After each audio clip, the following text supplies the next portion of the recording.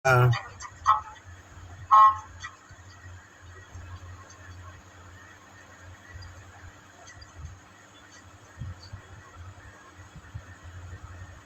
hati kami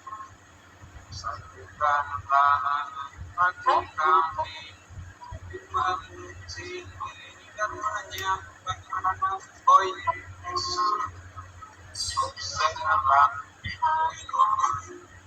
hati kami semua, oh Yesus, terus selamat. Bergandengan tangan saksi, bergandengan tangan dalam satu iman, saling mengasihi di antara kami, keluarga antara Satukanlah hati kami untuk memuji dan menyembah, oh Yesus, Juru Selamatku. Eratkanlah tali kasih di antara kami semua, oh Yesus, Juru Selamatku. Bergandengan tangan dalam satu kasih, bergandengan tangan dalam satu iman, saling mengasihi di antara kami, keluarga kerajaan Allah.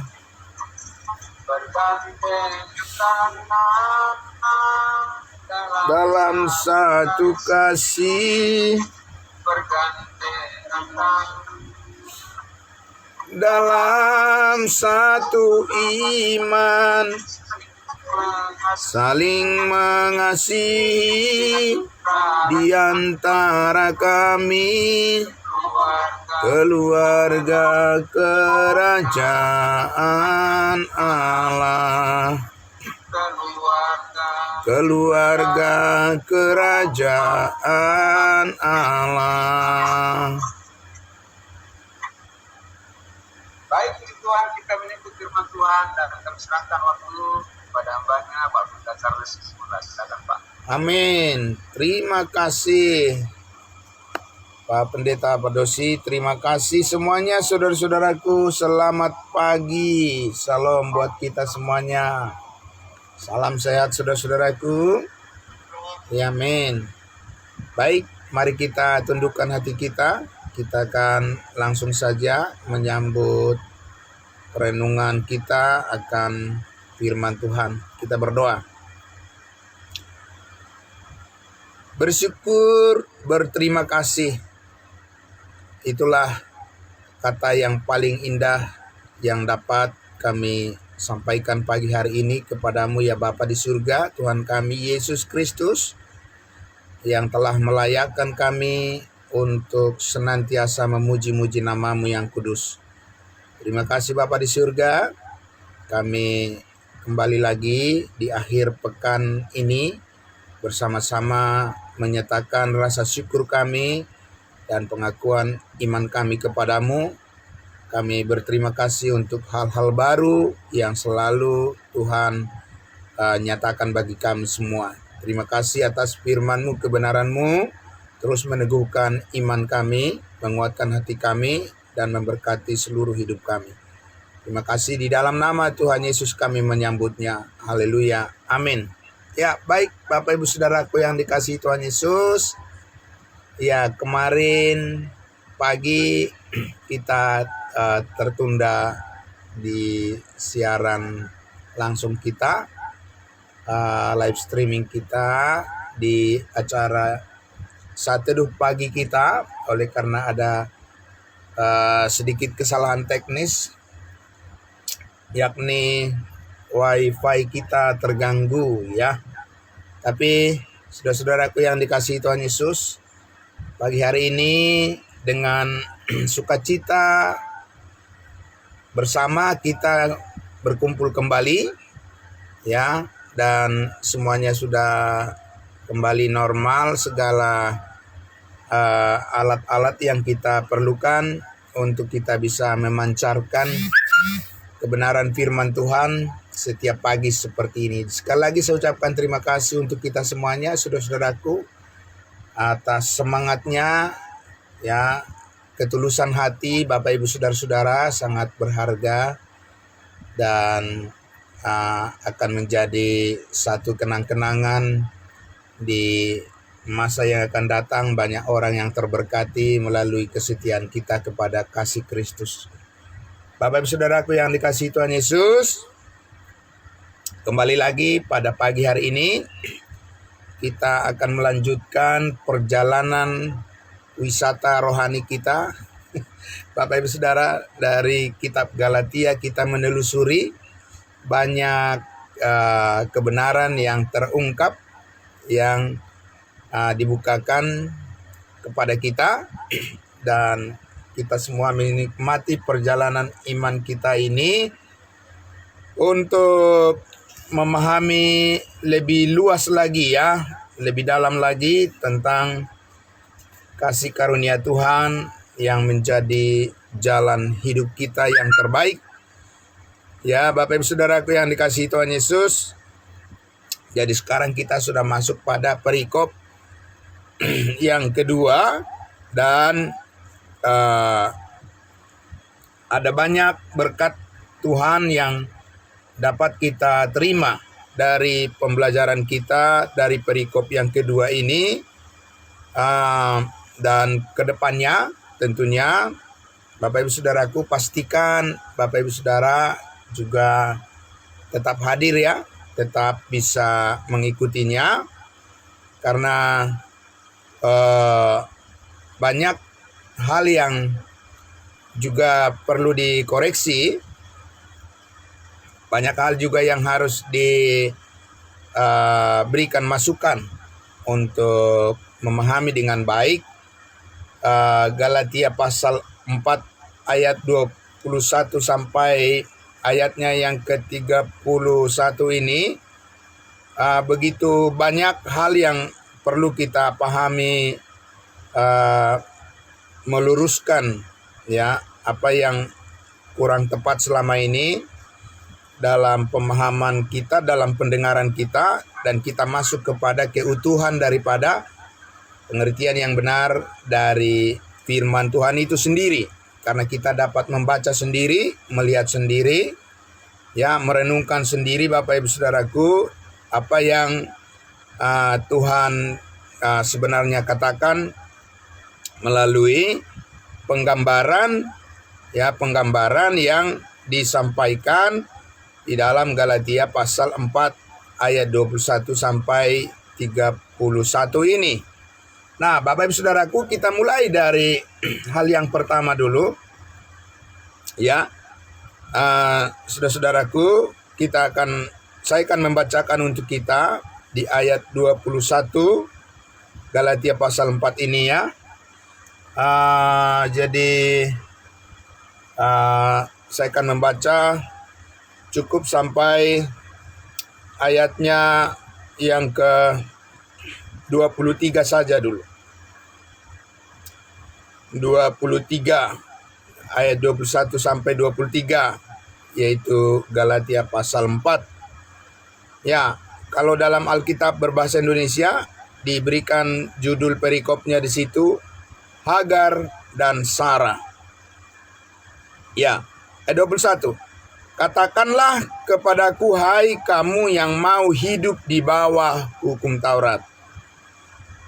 Tidakkah kamu mendengarkan hukum Taurat? 22. Bukankah ada tertulis bahwa Abraham mempunyai dua anak, seorang dari perempuan yang menjadi hambanya dan seorang lagi dari perempuan yang merdeka.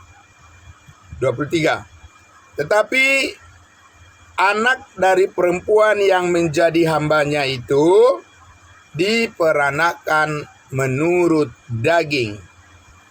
Dan anak dari perempuan yang merdeka itu oleh karena janji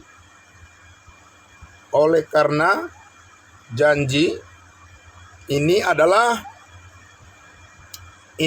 suatu kiasan, sebab kedua perempuan itu adalah dua ketentuan Allah.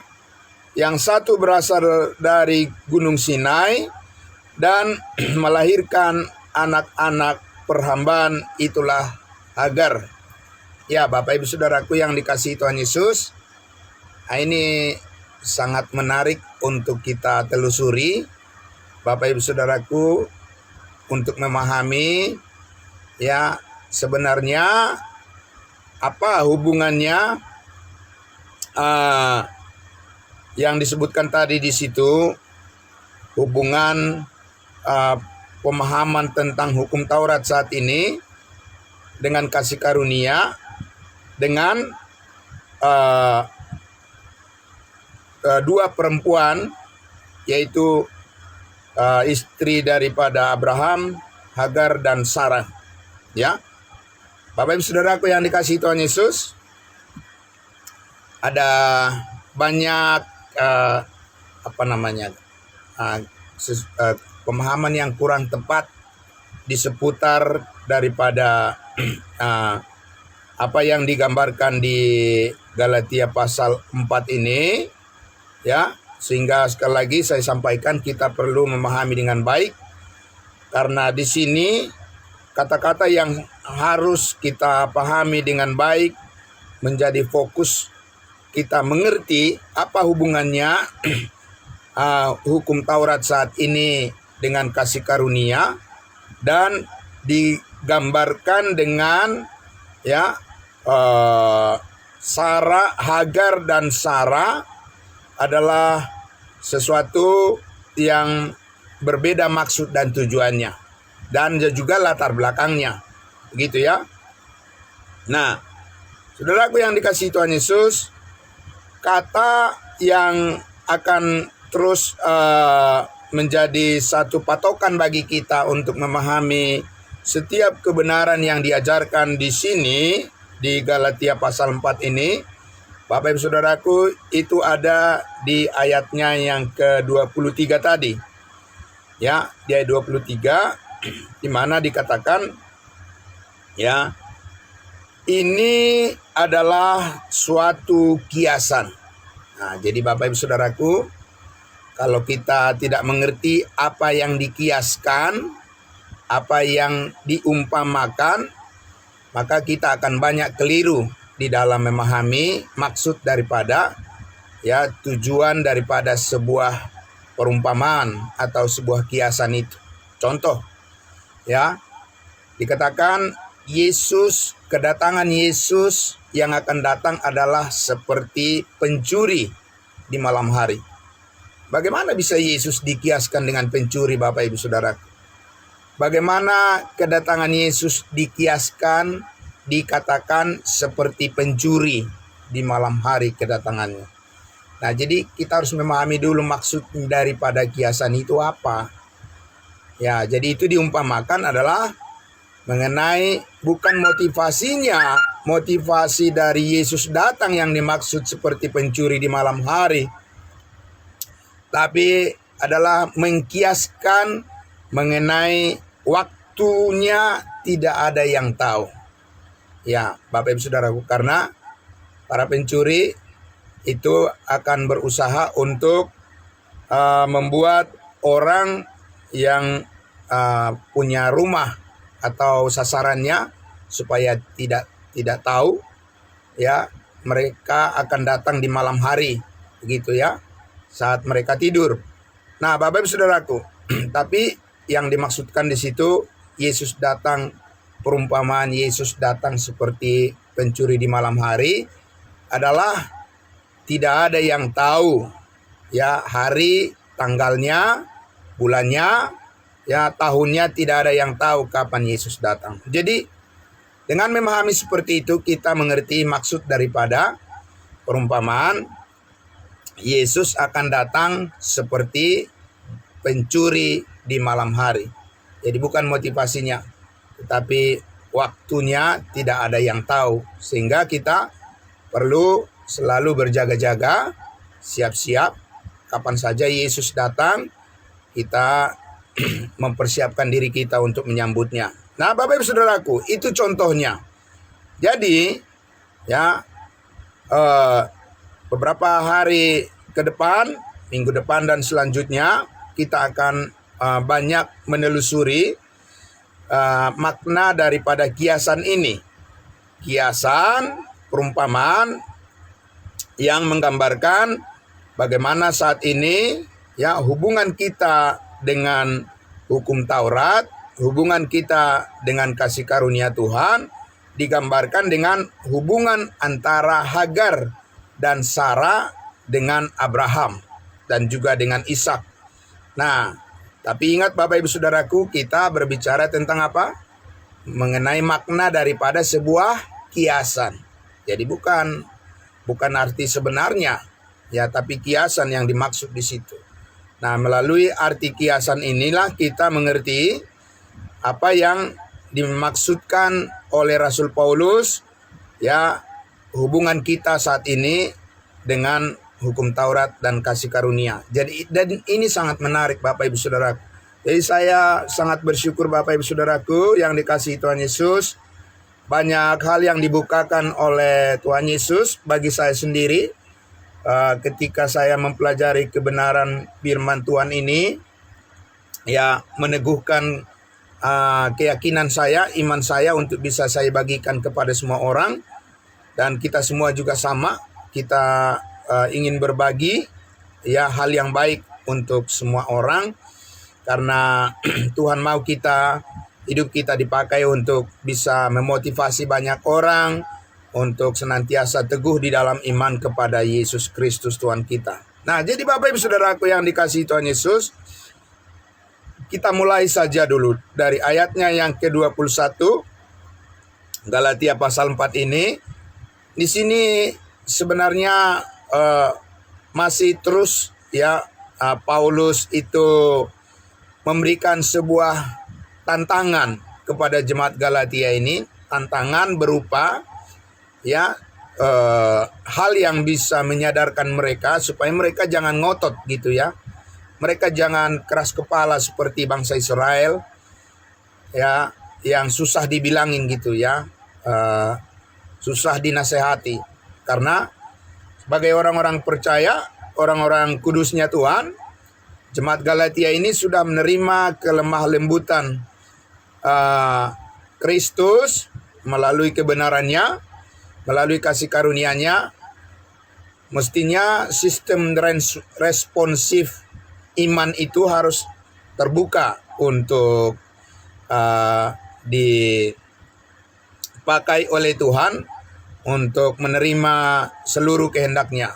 Jadi idealnya begitu. Sekarang kita hidup di dalam kasih karunia ini. Jadi tidak seperti orang Israel, itu digambarkan adalah bangsa yang keras tengkuk, ya, bangsa yang keras kepala, ya, kalau orang Jawa bilang ngeyel gitu ya, susah dibilangin. Jadi selalu egonya yang dipertahankan, ya.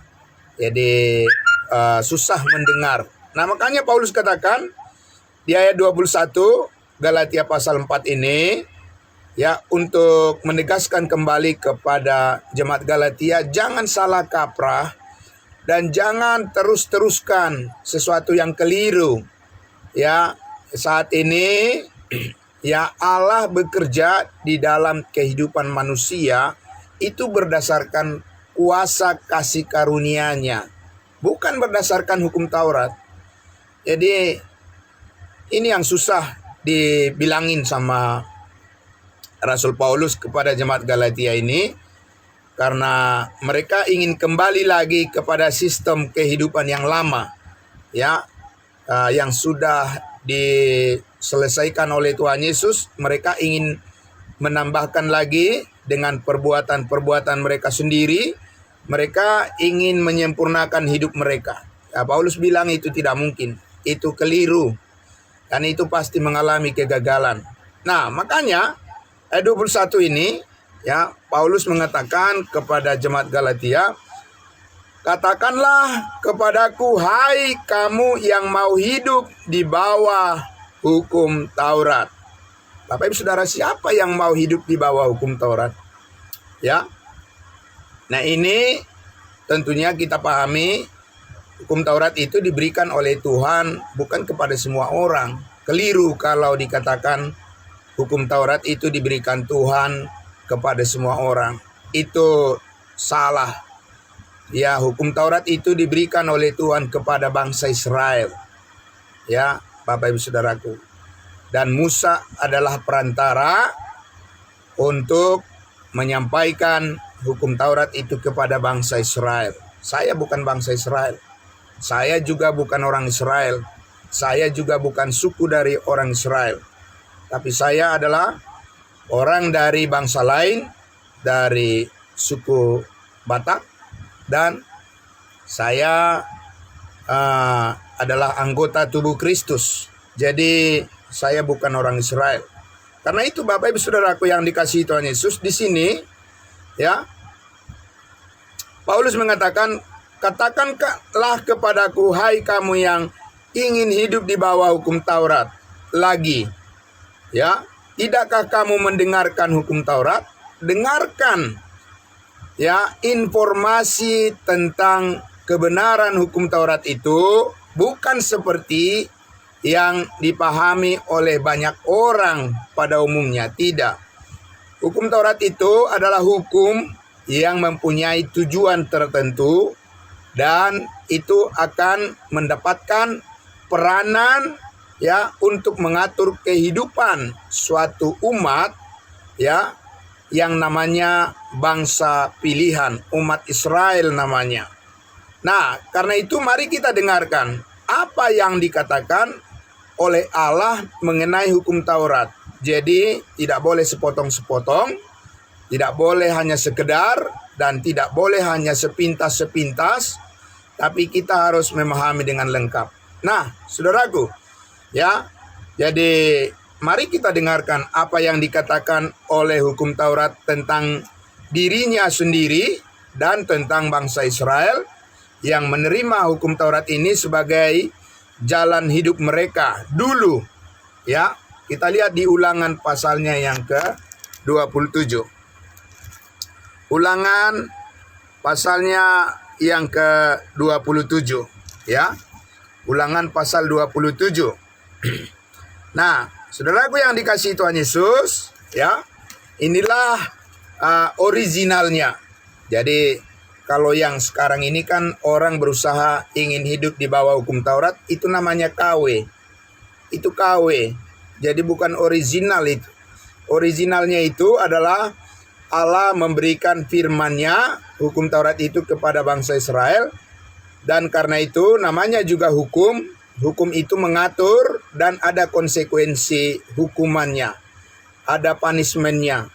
Jadi ada konsekuensi pelanggaran dan hukuman adalah konsekuensinya. Kita lihat Bapak Ibu Saudara, ya, bagaimana orang kalau melanggar hukum Taurat itu, apa konsekuensinya.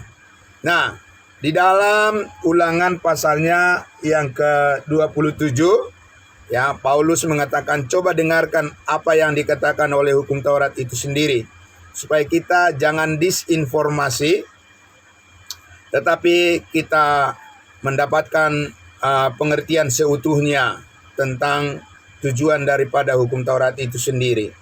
Kita lihat di ayatnya yang ke-11, ya. Ulangan pasalnya yang ke-27 ayatnya yang ke-11. Ya. Di situ judul perikopnya apa? Bapak Ibu Saudaraku, dalam Alkitab yang berbahasa Indonesia, di situ tuliskan ke-12 ucapan kutuk. Ke-12 ucapan kutuk. Jadi ingat Bapak Ibu Saudaraku, dikala orang ingin hidup menurut hukum Taurat, dia tidak bisa hanya berpikir berkat saja. Dia juga disertai dengan kutuk di dalamnya. Ya. Jadi ini yang Paulus katakan, apakah kita masih memilih hidup menurut hukum Taurat atau menurut kasih karunia? Ayat 11. Saya akan membacakan sini. Pada hari itu Musa memberi perintah kepada bangsa itu. Bangsa itu. Bukan dikatakan kepada semua orang. Kepada bangsa itu. Jadi ada konteksnya. Bangsa mana? Ayat 12. Sesudah kamu menyeberangi sungai Yordan, maka mereka inilah yang harus berdiri di gunung Gerizim untuk memberkati bangsa itu. Bukan semua bangsa, bangsa itu. Jadi jelas di situ artikel itu menunjuk kepada orang bangsa Israel, yakni suku Simeon, Lewi, Yehuda, Isakar, Yusuf, dan Benjamin. Dan mereka inilah yang harus berdiri di gunung Ebal untuk mengutuki, yakni suku Ruben, Gad, Asher, Shebulon, dan serta Naftali. Bapak Ibu Saudaraku, jadi ada yang memberkati, ada yang mengutuki, terbagi dua kelompok. Dan itu sah di hadapan Tuhan. Kapan? Pada waktu itu. Sekarang tidak bisa Bapak Ibu Saudaraku. Ya, kita tidak bisa berbicara mengutuki orang lain. Ya, tapi Tuhan Yesus mengatakan kita harus memberkati orang lain, harus menyampaikan kata-kata berkat dan bukan mengatakan kata-kata kutuk. Tapi ketika Tuhan memperlakukan umat Israel di bawah hukum Taurat, itu diperkenankan mereka untuk menyampaikan kata-kata kutuk itu Bapak Ibu Saudara. Ya, mereka dibenarkan melakukan itu. Kita tidak. Karena kita tidak hidup di bawah hukum Taurat sekarang ini. Amin. Nah, lihat Bapak Ibu Saudaraku, ayat 14. Maka haruslah orang-orang Lewi, ya, jadi haruslah orang-orang Lewi mulai berbicara dan mengatakan kepada seluruh orang Israel dengan suara nyaring. Jadi orang-orang Lewi, suku Lewi, Bapak Ibu Saudaraku. Bukan suku kita, bukan suku dari bangsa kita, suku Lewi.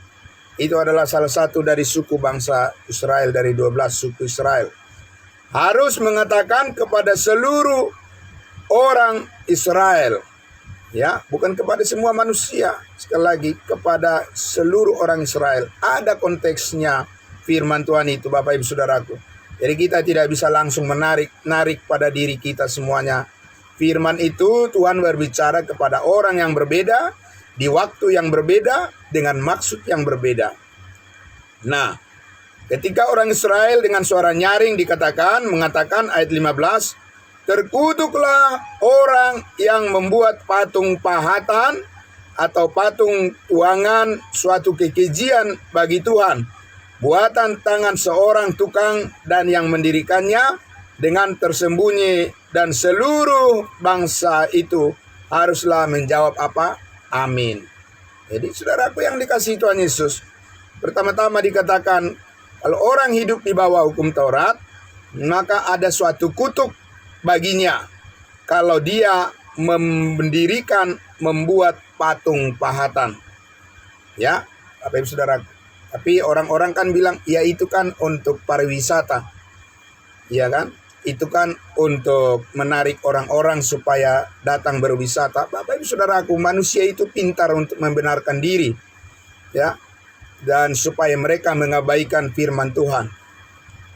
Sudah jelas dilarang di situ membuat patung pahatan. Tapi namanya manusia, ya, yang punya hati yang bebal, mereka akan selalu mencari jalan untuk membenarkan diri. Bapak Ibu Saudaraku. Dan itu punya tanggung jawab masing-masing kepada Tuhan, ya. Yang jelas firman Tuhan mengatakan di sini dilarang membuat patung pahatan. Ya, karena itu adalah suatu kekejian bagi Tuhan. Saudara. Ya. Bayangkan Bapak Ibu Saudaraku, berapa banyak patung pahatan yang membuat patung Yesus saat ini di berbagai negara. Dengan alasan apa? Supaya mendatangkan devisa buat negara. Oh iya, berarti ujung-ujungnya adalah duit. Ya, Bapak Ibu Saudara, UUD. Nah untuk itu Bapak Ibu Saudaraku yang dikasihi Tuhan Yesus, itu bukan bagian daripada program Tuhan di dalam kebenarannya, karena Alkitab mengatakan bahwa tidak boleh membuat patung buatan, patung pahatan yang menyerupai apapun, karena itu adalah kekejian bagi Tuhan. Yaitu kembali lagi kepada masing-masing orang ya. Saudaraku yang dikasihi Tuhan Yesus, mau kita mempercayai apa yang Tuhan Yesus katakan, ataukah kita ingin membenarkan diri sendiri atas nama budaya dan juga atas nama apapun yang ingin menyenangkan atau membuat kita merasa gembira di dunia ini. Nah, saudaraku yang dikasihi Tuhan Yesus, jadi di situ intinya adalah ada kutuk, ya, yang disertai, yang menyertai, ya, orang yang membuat patung pahatan, ya, saudaraku. Dan dikatakan di situ adalah bahwa dan yang mendirikannya tersembunyi dan seluruh bangsa itu mengaminkan. Tidak boleh hal itu terjadi. Tapi saudaraku yang dikasihi Tuhan Yesus, dalam perjalanan bangsa Israel tidak benar mereka mengikuti pengakuan iman mereka tidak mendirikan patung-patung, tapi mereka sendiri juga ya melakukan pelanggaran terhadap larangan mendirikan patung-patung itu. Mereka sendiri terpengaruh juga ikut dengan bangsa-bangsa lain mendirikan patung-patung buatan, Bapak Ibu Saudara. Jadi itu jelas sekali, clear itu. Ya. Ayatnya yang ke-16, terkutuklah orang yang memandang rendah ibu dan bapaknya, dan seluruh bangsa itu harus berkata amin. Saudaraku yang dikasihi Tuhan Yesus, kita melihat sekarang ini tidak sedikit orang, Bapak Ibu Saudaraku, yang merendahkan ayah dan ibunya, yang tidak mempunyai rasa hormat kepada orang tuanya. Dan saudaraku, itulah yang kita saksikan generasi di zaman sekarang ini. Sudah generasi yang dikuasai dengan egoisme, dan banyak orang, saudara-saudaraku, yang tidak menghormati ayah dan ibunya lagi, sehingga banyak keluarga yang kita lihat menjadi sangat berantakan di dalam kehidupan mereka.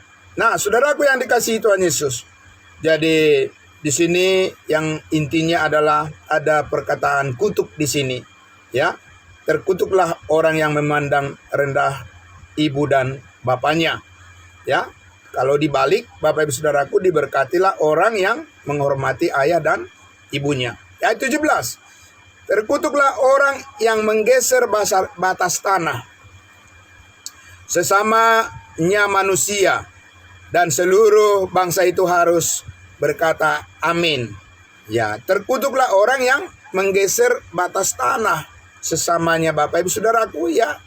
Ini adalah suatu persoalan yang terjadi di mana-mana, ya, apalagi di kampung halaman sana, Bapak Ibu Saudaraku, ya, itu terjadi di mana-mana. Pemerintah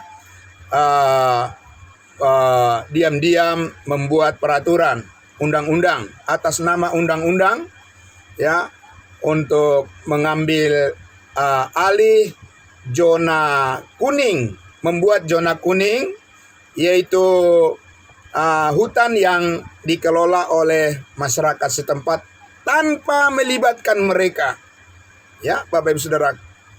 Karena pemerintah ingin membuat batas-batas bahwa itu dikuasai oleh negara, supaya nanti masyarakat itu akan membeli kepada pemerintah tanah-tanah itu, padahal itu tanah sudah mereka kuasai sejak nenek moyang mereka.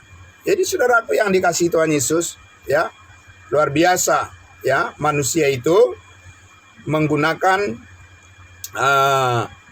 segala cara untuk menunjukkan bahwa mereka sebenarnya adalah orang yang serakah, ya, bukan memikirkan kebaikan orang lain, tapi memikirkan kepentingan diri sendiri. Nah, saudaraku yang dikasihi Tuhan Yesus, terkutuklah orang yang menggeser batas tanah, dan itu bisa kita lihat terjadi di mana-mana. dan kutuklah yang akan menyertai mereka. Tetapi, saudaraku yang dikasihi Tuhan Yesus, di sini kita lihat bahwa yang mengaminkan itu pertama-tama adalah orang Israel mengatakan amin. Ayat 18, terkutuklah orang yang membawa seorang buta ke jalan yang sesat, dan seluruh bangsa itu harus berkata amin. 19, terkutuklah orang yang memperkosa hak orang asing, anak yatim dan janda, dan seluruh bangsa itu harus berkata amin. 20, terkutuklah orang yang tidur dengan istri ayahnya, sebab ia telah menyingkapkan puncak kain ayahnya, dan seluruh bangsa itu harus berkata amin. Terkutuklah orang yang tidur dengan binatang apapun, dan seluruh bangsa itu harus berkata amin. Terkutuklah orang yang tidur dengan saudaranya perempuan, anak ayah atau anak ibunya, dan seluruh bangsa itu haruslah berkata amin. Terkutuklah orang yang tidur dengan mertuanya perempuan, dan seluruh bangsa itu harus berkata amin. Terkutuklah orang yang membunuh sesama manusia dengan tersembunyi, dan seluruh bangsa itu haruslah berkata amin. Terkutuklah orang yang menerima suap untuk membunuh seseorang yang tidak bersalah, dan seluruh bangsa itu harus berkata amin. Terakhir, 26. Terkutuklah orang yang tidak menepati perkataan hukum Taurat ini dengan perbuatan, dan seluruh bangsa itu haruslah berkata amin. Saudaraku yang dikasihi Tuhan Yesus, jadi orang yang ingin hidup di bawah hukum Taurat, dia harus tahu bahwa dia senantiasa disertai dengan kutuk yang mengancamnya. Pertanyaannya adalah, apa itu cara hidup yang sekarang dikaruniakan Tuhan kepada kita? Tidak, Bapak Ibu Saudara. Kita sudah dibebaskan dari kutuk, amin? Iya, saudara. Kita sudah dimerdekakan dari kutuk, karena Yesus Kristus sudah dijadikan kutuk dengan menanggung hukuman di atas kayu salib, karena seperti ada tertulis, terkutuklah orang yang digantung di kayu salib. Dan Yesus menanggung kutuk itu sepenuhnya. Amin. Bukan setengah-setengah, Bapak Ibu Saudara. Yesus menanggung sepenuhnya, dan Yesus berkata sudah selesai. Semua hal yang berkaitan dengan ancaman dan hukuman oleh karena dosa, dan oleh karena maut, dan oleh karena iblis, oleh karena setan, dan oleh kuasa-kuasa kegelapan, semuanya telah disatukan kekuatan Kristus di atas kayu salib itu. Oleh karena tubuhnya yang dipersembahkan dan darahnya yang dicurahkan itulah yang membebaskan kita dari segala kutuk yang dinyatakan oleh Allah di dalam penyertaan akan hukum yang pernah diberikannya kepada bangsa Israel, namanya hukum Taurat. Jadi Bapak Ibu Saudaraku yang dikasihi Tuhan Yesus, apa sih problem daripada jemaat Galatia ini? Problem daripada jemaat Galatia itu, Bapak Ibu Saudara, ingin lagi mereka kembali kepada sistem hukum Taurat. Dan saudara yang dikasihi Tuhan Yesus, di channel YouTube yang video tanggal, kalau tidak salah tanggal 7 bulan 7 ya, bulan Juli itu, ada seseorang yang masuk memberikan komentar. Panjang sekali dia mengomentari tentang hukum Taurat, Bapak Ibu Saudaraku, tentang Sabat dan sebagainya. Dan dia mengatakan bahwa orang yang mengabaikan hukum Sabat adalah orang yang akan masuk ke dalam lautan api neraka menurut dia. Bapak Ibu Saudaraku yang dikasihi Tuhan Yesus, itu adalah sama seperti yang dikatakan Paulus di dalam Galatia pasal 3, hai kamu jemaat Galatia yang bodoh. Dan itu adalah perkataan yang bodoh sekali. Karena apa? Bapak Ibu Saudaraku, saat ini ya Paulus mengatakan di dalam Roma pasal 6 ayatnya yang ke-14 sudah jelas Paulus katakan, sebab kamu tidak akan dikuasai lagi oleh dosa, karena kamu tidak berada di bawah hukum Taurat, tetapi kamu di bawah kasih karunia. Amin. Jadi tidak ada kutuk seperti itu lagi yang diarahkan, yang bisa berkuasa untuk mempengaruhi hidup daripada orang yang sudah berada di dalam kasih karunia Kristus. Kristus sudah menjauhkan semua tuntutan daripada hukum Taurat itu dengan menyelesaikannya di atas kayu salib. Jadi kalau sudah berakhir, sudah clear, sudah finish, Yesus berkata sudah selesai, kenapa lagi kita membawa diri kita, pikiran kita bahwa kita ini masih berada di bawah ancaman dosa? Dan bahwa kita ini masih ada hubungan dengan dosa. Tidak ada hubungan kita dengan dosa. Hubungan kita sekarang adalah dengan Kristus, dengan kebenaran. Amin. Iya Bapak Ibu Saudara, itu yang harus kita pikirkan. Jadi bukan Bapak Ibu Saudaraku kembali lagi kepada sistem yang lama, di mana hukum Taurat itu menyertai orang yang ingin hidup berdasarkan hukum Taurat itu. Hukum Taurat itu ada suatu konsekuensi hukuman yang terus-menerus mengancamnya. Kita tidak bisa hidup dengan cara seperti itu Bapak Ibu Saudaraku. Makanya Yesus Kristus mengaruniakan kepada kita kebenaran yang dikaruniakan berdasarkan iman, bukan berdasarkan perbuatan. Karena apa? Karena perbuatan kita tidak akan pernah bisa sempurna.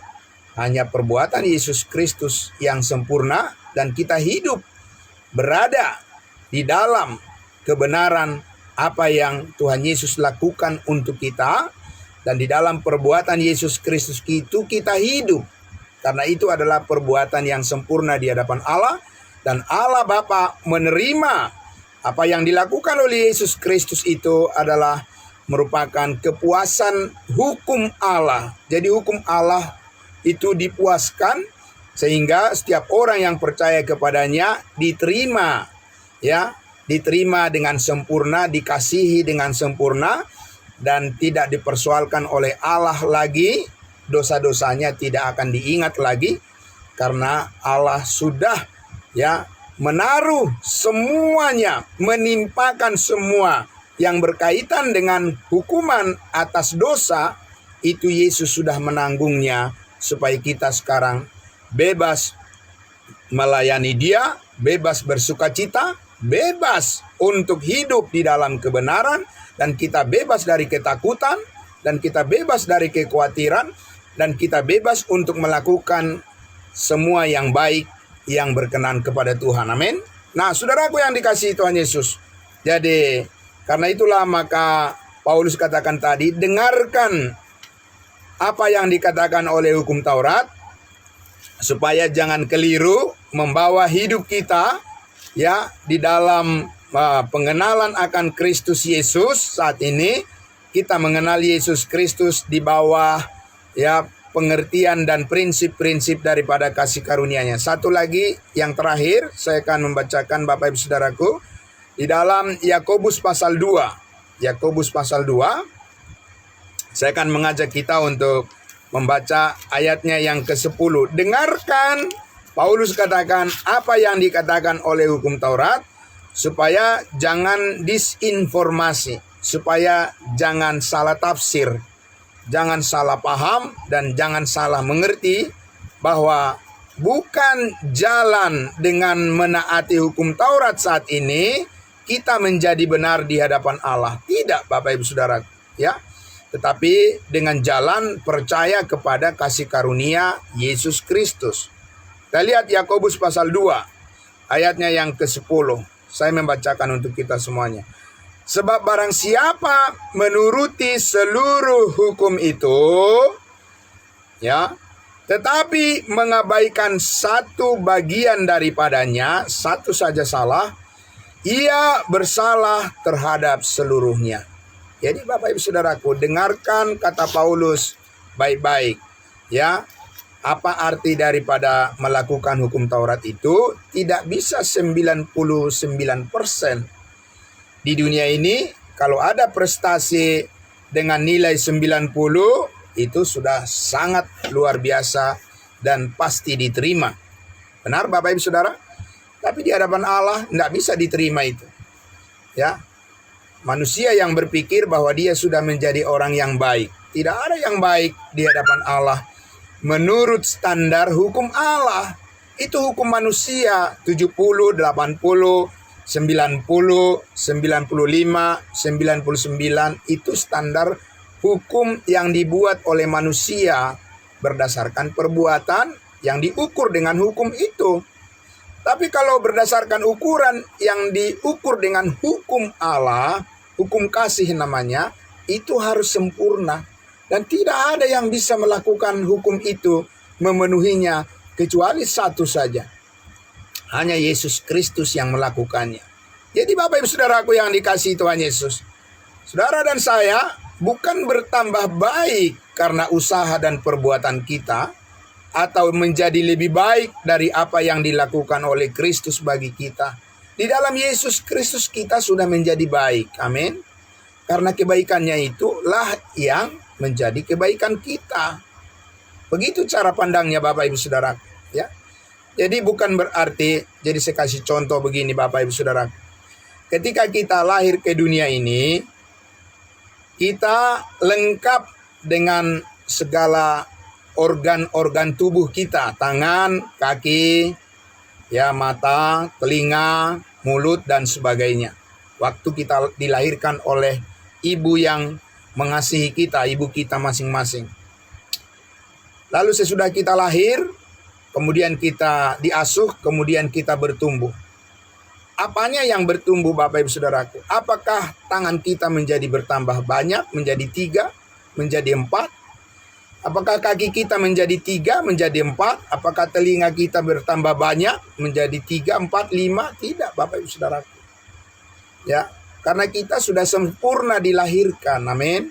Iya Bapak Ibu Saudaraku. Tapi bagian-bagian daripada organ-organ tubuh kita itu terus bertumbuh dan dikuatkan dan menjadi kuat dan menjadi kokoh dan menjadi dewasa. Amin. Jadi seperti itu Bapak Ibu Saudara, maksudnya kita hidup di dalam kasih karunia ini. Ya. Bahwa oleh penebusan Yesus Kristus di atas kayu salib kita sudah sempurna. Dan kita di dalam Dia, di dalam kasih-Nya itu kita diterima sepenuhnya dan tidak akan dibuang lagi. Kita tidak akan ditolak lagi karena kita adalah anggota tubuh-Nya. Amin. Saudaraku. Jadi, tapi kita dikasihi dan kita diasuh, ya, kita terus dipimpin dan dipelihara oleh kuasa kasih karunia Tuhan supaya kita bertumbuh menjadi orang-orang yang mempunyai kepribadian yang kuat menghadapi berbagai tantangan persoalan dalam kehidupan ini supaya kita bisa menolong orang lain. Amin. Nah, Bapak Ibu Saudaraku yang dikasihi Tuhan Yesus, begitu banyak hal yang mau kita bicarakan lagi di dalam seputar daripada kasih karunia Tuhan ini, dan saya percaya Bapak Ibu Saudaraku dipenuhi dengan sukacita damai sejahtera Tuhan di pagi hari ini. Intinya adalah bahwa kita selalu menyambut berkat yang baru dari Tuhan. Amin. Ya Bapak Ibu Saudara, kita selalu bergairah untuk melakukan semua tanggung jawab kita. Dan kita rindu supaya makin banyak orang yang terberkati melalui apa yang kita lakukan, apa yang kita perkatakan. Banyak orang yang bertambah semangat, bangkit semangatnya, dan maju terus untuk melakukan segala sesuatu dengan sungguh-sungguh seperti untuk Tuhan. Dan biarlah hikmat dan kasih karunia Tuhan semakin bertambah-tambah dalam hidup kita. Karena kita percaya bahwa perjalanan kehidupan yang kita lakukan ini adalah perjalanan iman yang sungguh-sungguh ini adalah merupakan satu cerita hidup yang kita sadari dengan tepat dalam hubungan kita dengan Yesus Kristus Tuhan dan Juru Selamat yang memandu hidup kita dan memberkati kita. Terima kasih Bapak Ibu Saudaraku yang dikasihi Tuhan Yesus. Besok kita akan bertemu kembali, bersekutu dalam persekutuan ibadah minggu kita. Tuhan Yesus memberkati kita semuanya. Tetap semangat ya Bapak Ibu Saudaraku, ya, mengucap syukur senantiasa atas apa yang Tuhan berikan bagi kita, kita tetap setia kepadanya. Amin. Mari kita berdoa. Bapa dalam surga, terima kasih pagi hari yang indah ini ya Tuhan.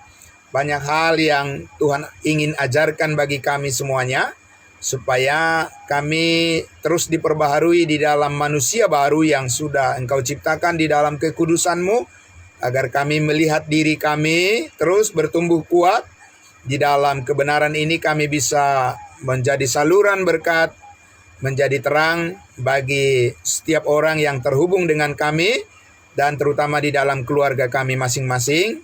Ada kuasa Tuhan yang memberkati kami semua dan selalu menjadikan damai sejahtera-Mu milik kami bersama. Terima kasih diberkati semua saudara-saudara kami, anak-anak Tuhan yang tulus hati, yang ikhlas hati untuk terus diperlengkapi dengan kebenaran firman Tuhan. Engkau yang terus memenuhi apa yang mereka perlukan, yang kami perlukan, dicukupkan semuanya. Dan Tuhan menyembuhkan segala sakit penyakit yang kami alami. Dan Tuhan memberikan kami panjang umur dan juga bahagia, sukacita, damai sejahtera dalam setiap keluarga kami masing-masing. Terima kasih Bapa dalam surga, dimuliakan nama-Mu ya Tuhan. Dalam nama Tuhan Yesus kami berdoa dan bersyukur. Haleluya. Amin. Amin. Terima kasih saudara-saudaraku. Selamat pagi semuanya. Ya Tuhan memberkati kita. Kita ketemu berjumpa hari Senin depan kembali. Ya Tuhan Yesus memberkati. Ya, salam.